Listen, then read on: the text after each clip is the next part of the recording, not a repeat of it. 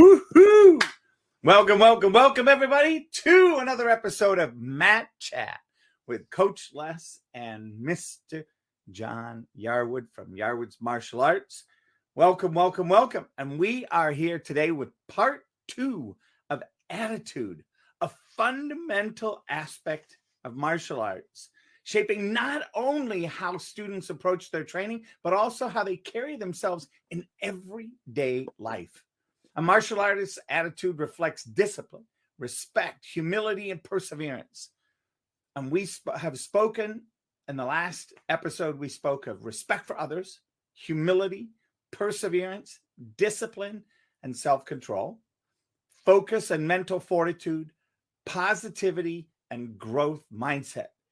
And today we're going to spend some time on one of my favorite pieces of coaching, accountability, and something that I once in a while I struggle with. Imagine that. Calmness under pressure. Then respect for tradition and values, thumbs up, service and leadership. And with that, I'm going to let Mr. Yarwood kick it off and get the conversation rolling, and then I will jump in. So welcome, Mr. Yarwood. Thank you so much for being here. Thank you, sir. Yeah, so attitude permeates everything that we do at our school, and it also permeates everything we do in life. How you approach something can really dictate the outcome that you're looking for, right? If you come into something with a bad attitude, then you have little mistakes along the way, little hiccups, little barriers. They're going to suck because you're in your attitude about it is negative, and everything's against me, and life sucks, and I'm never, all that stuff, right? So attitude is vital to how we approach things. And when we talk about accountability in what we do, it's you're taking responsibility for the actions that you take, right? And that part of that accountability is your attitude. When you get to dictate how you feel about something, right? It's nobody else's decision. Somebody can be mad at you. Somebody can yell at you before you go do what it is you're going to do. And then you let that affect how you respond to everything else, then that attitude is going to spread. So when you have accountability for yourself, part of it is your attitude. So you got to make sure when you're going into something, if you're not feeling good about something, if you're in a bad mood about something, just stop, think about what it is that's going on in your head, and then try and change that to that positive part. What are the positive aspects of what it is I get to do right now versus, man, I have to do this. This sucks. I don't want to do this, right? It's all about, how you approach things. And we're going to make mistakes. We're going to have problems. Like if we're training, we're going to make mistakes in how we do our kicking, how we do our blocking. We miss stances. We miss moves. We have all kinds of things that happen, right? That's part of training. I just had I was just in Fort Worth at Fall Nationals, and we were midterm testing, myself, Mr. Richardson, and Mr. Rodriguez, and we all had our own little issues while we were doing that, right? Nobody's perfect about stuff, but we all had a great attitude about the outcome because we went into it, saying, hey, we're here to do our best. We've done all the training. We just got to kind of let things go. And then we got done. We bowed and said thank you to our seniors, and we hugged each other, said good job, and we moved on, right? But if we had gone into that with a bad attitude, I think all of us probably would have failed because we'd have approached it from a different point of view and get angry about messing something up or missing a board break or whatever it is. It really has a huge effect on the outcome of what it is you're trying to do. So I think the attitude is probably where everything is going to start. Well, I look at that and jump right into this piece called accountability, right? And for me, I see that, in my coaching business, I do 4 fundamental aspects, right? The first is integrity. The second is accountability. The third is structures for fulfillment. And the fourth is grace. And that second one, accountability, is something that so many people struggle with. And partly because our internal dialogues, that little conversation, and somebody goes, well, what do you mean that little internal dialogue? Well, stop speaking for a moment. And it's that little voice that says, what does he want me to hear? Am I supposed to be listening for something? Yeah, that little voice that's telling you all of that. That's, for me, holding you accountable for something and having that little voice become not a pain in the butt, having that little voice become a powerful tool to have you move through not only just life itself, but move through the steps and processes that are going to present themselves moving forward.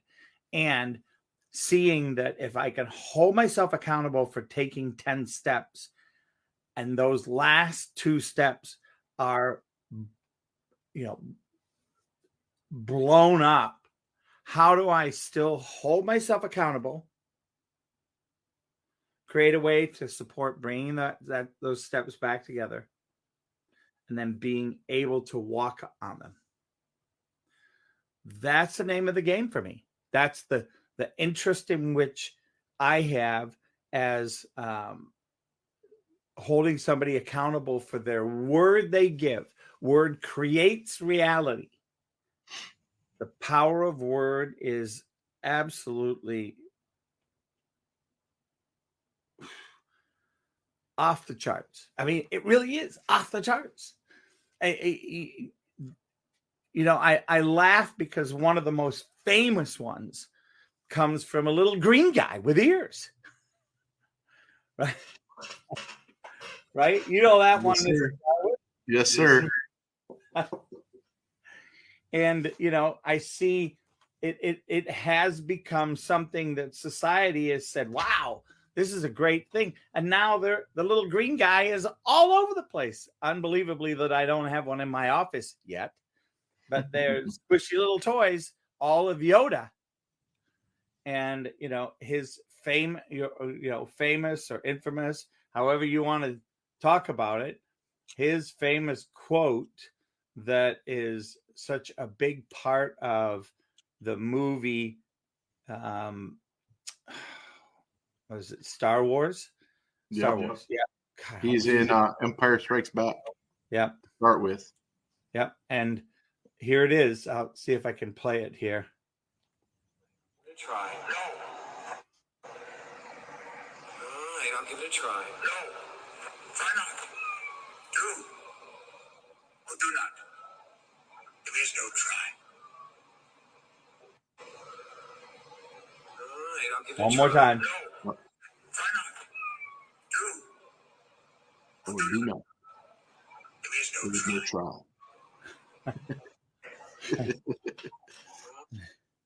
And yes, it's kind of funny, but that has impacted our world from all the way globally, everywhere.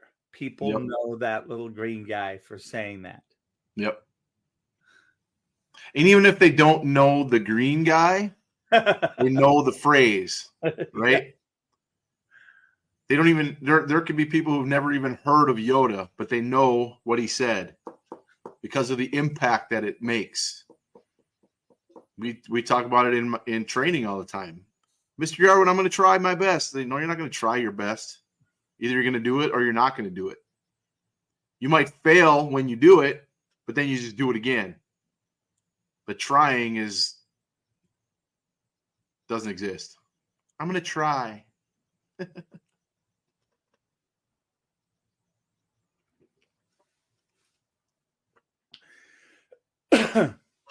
So one of the things that you wrote here, martial artists are encouraged to take responsibility for their actions, both in training and in their personal lives, whether it's correcting mistakes in technique or accepting the consequences of their behavior. Accountability is a key attitude promoted in martial arts. And one of the things that Mr. Yarwood is so powerful at, how are you taking accountability for your actions outside of the dojo? Yes. where 98% of your life is happening. Sure. Right? And there are those people go, well, I take my clothes off, my karate clothes off. Why should I, I don't need to like be that person. And that is why you're stuck in your training. Yep. We have a policy, I guess you could call it, that if you leave something at the dojo that's yours, you owe us for getting it back. And depending on what the item is, that payment gets bigger. Like if they leave their hand pads, they have to do 10 push-ups before they get it back. If they leave their phone, which has happened a few times, it's 25 burpees. Woo! Because that is something that has a lot more value to it, has a lot more, significance to it. So, but we always make sure that they understand that they are responsible for their stuff. They have to have accountability. And if they don't have accountability, it's going to permeate in everything else they do. So we try and make sure that they understand that, hey, this is your stuff. It's not mom and dad's stuff. It's not anybody else's. It's yours. You are responsible for it. And the excuse of, well, my mom forgot whatever. No, your mom didn't forget anything. You forgot it. You can't rely on your mom to take care of all your stuff. And I think this really brings up a big point. What you just said is, for some reason in today's society, parents have a thought, well, I didn't have this when I was a kid, so I want to provide it for my kid. And this was really tough for me when I was a kid. I don't want it to be tough for my kids. I just want to be able to provide for them. It's like, stop. Yep. Part of who you are was that training that your parents put you through. Mm-hmm. Most of the time, it wasn't because they couldn't do it for you. It's because they knew that it would provide a lesson in shaping and determining who you are. Yep. And if we take that away, I mean, you could see it in society today. More and more people are relying on the government to provide them for their life. And then we wonder why we pay more in taxes. And then we wonder why government is the single most suck hole for money in the country. Yep. We have one of our stripes is a at-home stripe. And one of the big parts of it is our kids having accountability for what they do at home. 4 different things. 1, their homework, if they have homework that they brought home from school. 2 is doing their chores without being told to do them. They know what chores they're supposed to do. And it's not mom and dad's responsibility to remind them. It's their job to know. 3 is doing the extra things that they know need to be done that aren't necessarily their chores. So instead of saying, that's not my job, they see something that needs to get taken care of, and they take care of it. And then the 4th thing is their actual training at home, their accountability for them, for their physical. So we create scenarios for them to build that accountability into what they're doing in their everyday lives when they're at home and not at the dojo. And it's their responsibility to do those things. And it's mom and dad's responsibility to monitor, but not make them do their stuff, right? It's mom and dad's job to hold them accountable for the things that they're supposed to do. Because I always tell the parents and the kids, I said, if mom and dad always tell you what to do, and then you grow up and you're 26 years old and you're going to try and get a job and you're working and you're waiting for your boss to tell you what to do, you're not going to be in that job very long. You're going to get tired of telling you what to do. You should know. It's not my responsibility to tell you what to do. It's your responsibility to know what to do and then find the other things extra that need to get done. That's what gets you promoted. That's what gets you into the good positions, right? If you're just waiting, you'll be waiting your entire life. because mom and dad aren't going to be there to hold your hand. And it's one of those things too, when you look at what it takes to become a world-class athlete. Yep. You ask a guy like Michael Jordan or Tiger Woods, and they don't just walk up to the basketball court, Nope. grab a ball and start playing. Nope. Kobe Bryant. That's Larry Bird. Yeah, that's a culmination of their training, is getting on the court and playing. That's like the end of it. That's like that little minuscule piece they've been doing all the work in the background. Yep. To do those few minutes on the court. Yep. Yeah, the games aren't won on the court. They're won in practice. They're won in training. Because if you're not ready for the game, you're not going to win. Yeah.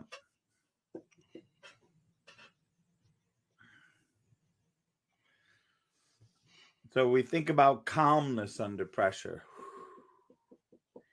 How many of us, will hear something or dealing with something and then suddenly just kind of go,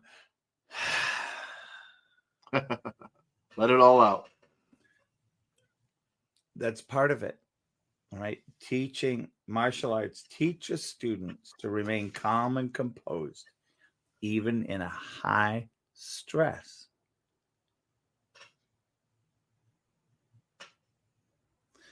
And that high stress is all interpreted. It's all made up. And it's made up to disempower you and to have you be stuck and stay in the same place. Yep. And some people go, yeah, well, that's great. That's just what I want. It's like, okay, well, maybe you're part of that tiny percentage that doesn't want to change. And good luck with that. Well, there's only two options. You grow or you don't. And if you're not growing, what are you doing? There's no status quo. Things are always changing, always evolving, always moving. And if you plant yourself in one spot, it's over.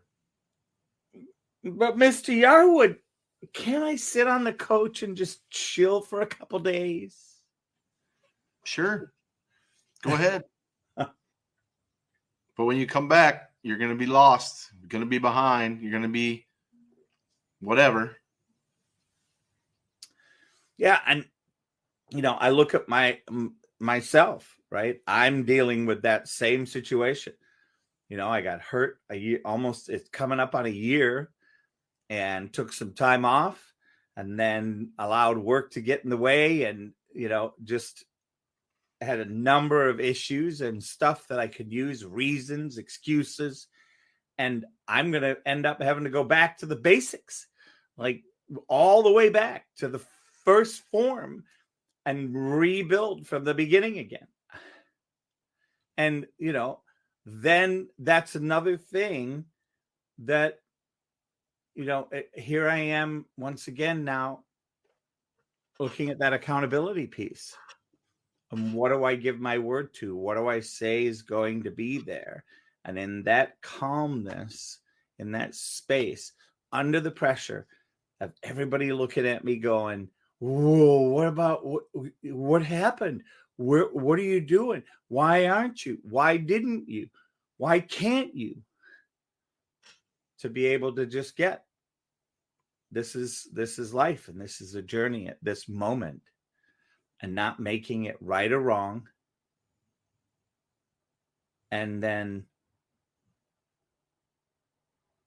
being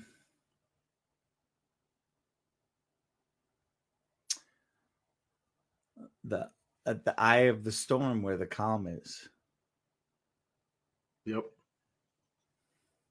Yeah. Number 9. Do you want to go with number 9 there, sir? Yes, respect for tradition and value. So we have a lot of traditions in Taekwondo. There's a lot of little nuanced things that we do when we bow, how we shake hands, how we address each other, how we train. There's so many different traditions that go into it that root us in the past. Our forefathers, our predecessors, whatever you want to call them, who created this. And traditions and values, I think, are important because they help guide us to where we want to go, right? And this attitude of understanding our traditions help us to be able to grow moving forward, I think, because we might be able to, we take those traditions, some of them, they might seem outdated or silly or whatever it is, but they're what built what we are, right? And I have a great sense of respect for the tradition that we have. We bow to each other. We call each other sir and ma'am. The way we shake hands, the way we respond to our instructors, the way we bow to the flags, we say an oath. The way we're getting ready to have a black belt test on Saturday, and there's a whole tea and candle ceremony that's rooted in the past and in tradition for how we pass knowledge to each other, how we treat each other, all those things. And it's really the foundation of everything that we do, because if we don't have that, we really just don't have much to stand on. We just kind of go by what we feel, and it's not a way to really kind of go through all of the training and all the stuff that we're doing. And it creates a connection to the people who were before us, who gave us the knowledge. Like my students have a connection to me. I have a connection to my instructor. My instructor has a connection to her instructor, all the way back. And for example, our candle, the flame is representative of the knowledge of Taekwondo that's been passed on from our instructors. So when we pass the flame to our students, that's passing the knowledge that we got from way back. So it's a super cool way to express tradition, express everything that we're doing, just in one little tradition that we have. So it's a vital part of everything we do, because it connects all of us together. Which, when you think about it, that's part of the whole service and leadership piece, right? Is that it's that connection to, as a martial artist, that progress. Yep. One of the things that I know that you're very good at, Mr. Yarwood, is having people that have got it, that catch on, then support those people that haven't.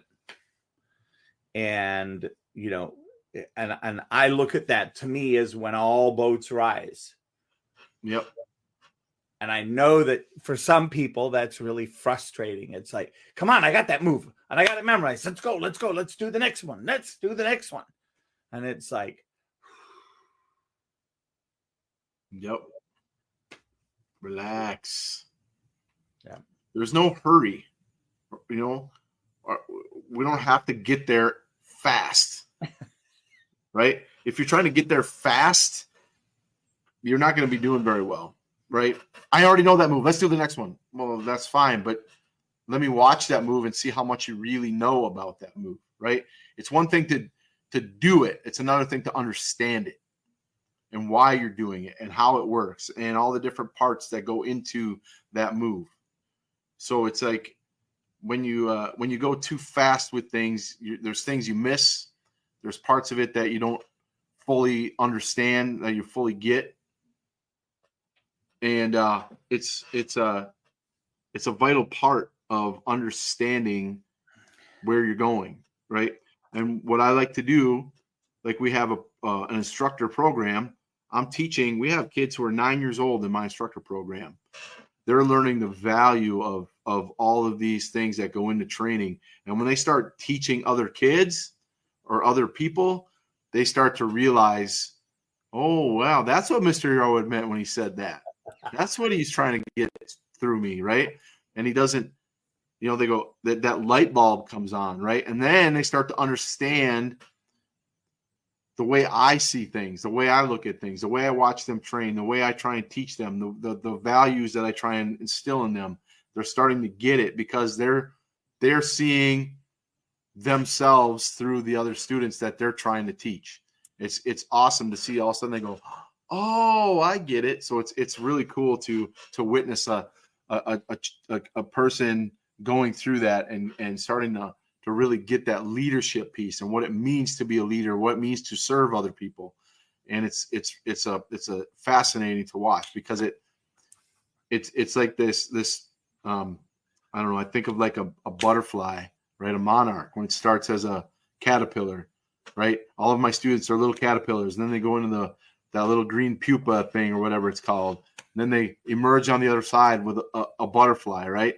I see that in my students. They come in as a white belt and they're learning all these things, and then they join all these other programs. They become instructors, and suddenly they're in the front going, wow, this is really cool. It's not narrow, right? It's this big, broad picture that they see. And it's awesome to see that. And I think with great leaders are always causing great leaders. Yep. It's part of the authentic next level of leadership. And I like what you wrote here. As martial artists progress, they're often called upon to help guide beginners, serve the dojo or gym, and take on leadership roles. This fosters an attitude of service, humility, and responsibility toward the community, reflecting a commitment to helping others grow. Black belt attitude. Yep. That's exactly what I talk about when I say that. And I ask the kids, what does black belt attitude mean? And they say, their first answer, if they don't really know, is acting like a black belt. I say, okay, what does that mean? When you're acting like a black belt, what are you doing? And that's where all these things come in. All these principles of that we just talked about with attitude. All of that. There's this and then some, right? And it takes time for them to learn it. That's why I say you can't learn it fast because you're not going to understand it. You gotta live in it. You gotta be part of it. It's got to be internalized, and they have to get to the point where it makes sense beyond just words, right? There's feelings, there's experience, there's all these other things that go into it. And once they start to understand what a black belt attitude really is, that's when they truly become a black belt, even if they aren't officially a black belt around their waist. Some get to that point and don't understand it, unfortunately, right? But for the most part, once they get it, they're like, oh, the path becomes clear. The light turned on. And they go, oh, now I get what you're talking about, sir. Like, yep. And I think one of the things for me that, we just hired our daughter to do some training in the Cullen's wine shops, the Cullen's ice cream shops. And, the question was asked, well, why is she doing the training? Why can't we do it? And it's like, because you give her some of the accountability and authority to be a force to be reckoned with. And that is, I don't even know how to say it other than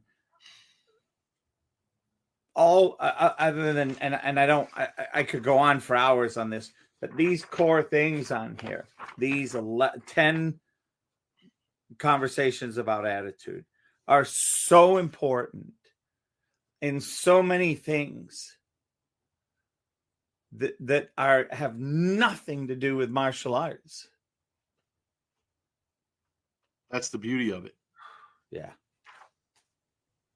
And that's what I love about what I do, because I can use the martial arts for this purpose right here. It's a conduit to all the other things. It's a path through life. It sounds kind of grandiose and whatever, right? But it's true. You can talk to all of our parents who've been there for a while and understand what it is we're doing. And they'll say that Taekwondo changed their child's life. But it's not because of their learning how to do a punch or a kick. It has nothing to do with that. You'll ask them that question and it has nothing. They say, no, it's not the punching and kicking. That's just what we do. It's what they learn from that, the lessons they take from it. Yep. The stuff back there. Yep. It's all those other aspects of everything that they're learning while learning how to punch and kick. And parents are just, they're so grateful for the fact that their kids get to come in there and learn this stuff. And then I can help teach the parents to be able to understand how to do it with their kids and themselves, because some of the parents don't know either.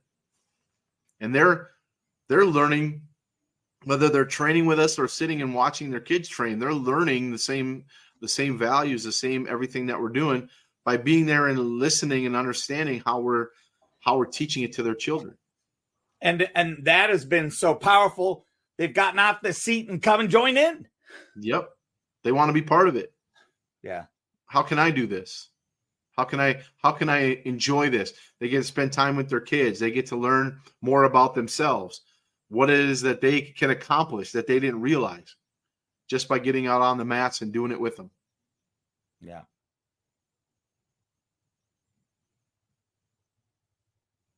And that kind of goes with what we say at the end. Overall, the attitude instilled in martial arts goes beyond physical techniques, shaping a practitioner's character and how they approach life, challenges, and relationships. It permeates everything that they do. If they'll let it, they have to be open to it, because if they're resistant to it, they're not going to get it. No. And then it's like trying to push a rock uphill. A boulder uphill, excuse me. Yep. Yeah.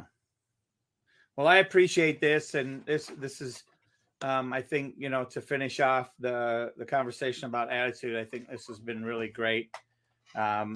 Just so you know, people, if you ever have any questions, you can reach out. We're streaming this on Facebook, YouTube, X. We'll have it back in LinkedIn. They just were having some problems on LinkedIn.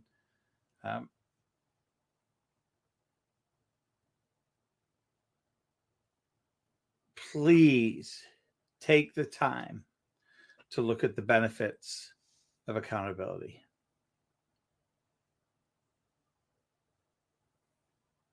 Accountability will change your life. Yeah. For the better. Yep. Awesome. Well, anything else for you, Mr. Yarwood? No, sir. I think we covered it. 3333. We appreciate each and every one of you that's listening, that is going to be listening, and those of you that have listened. Thank you.